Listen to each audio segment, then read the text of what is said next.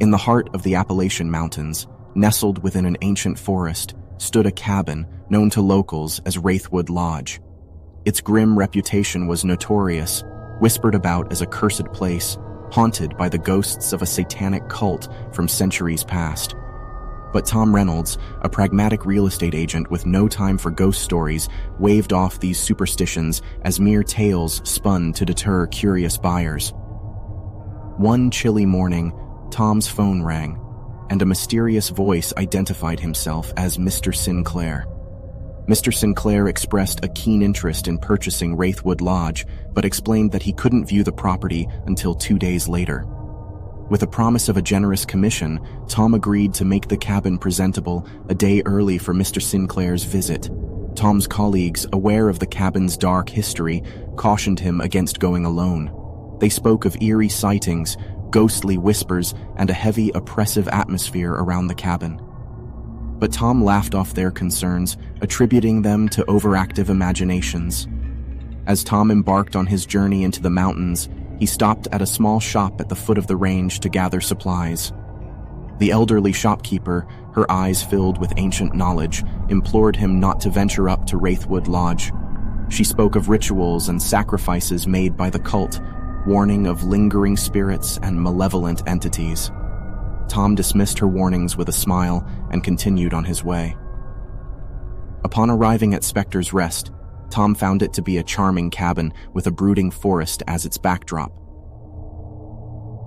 The first night passed in eerie silence, broken only by the occasional rustle of leaves. As darkness fell, the forest seemed to come alive. Figures moved stealthily among the trees, their presence barely visible in the moonlight. Soft, haunting whispers filled the air, their words indecipherable, but tinged with an unsettling urgency. Tom retreated into the cabin, locking himself inside, determined to stay the course.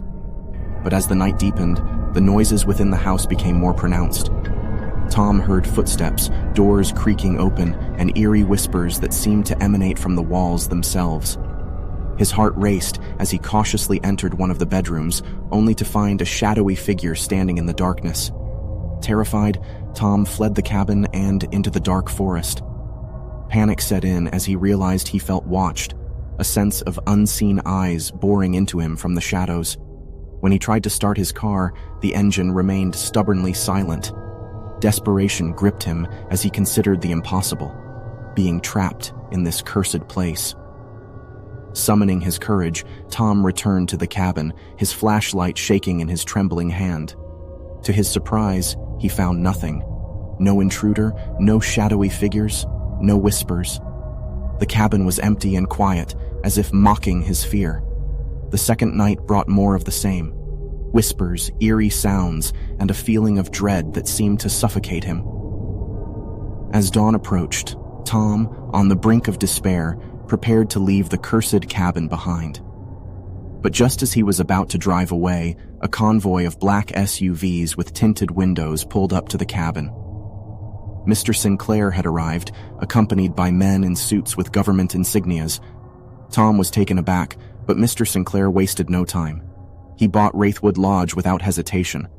Before leaving, Mr. Sinclair leaned in and whispered to Tom, "You must never return here, Mr. Reynolds. This place is not meant for the living." As the convoy disappeared into the dark forest, Tom watched, his mind filled with unease and unanswered questions. The legends of Wraithwood Lodge were not just tales, and the government's involvement only deepened the mystery. Tom knew one thing for certain. He would never forget the horrors he had witnessed in that forsaken cabin.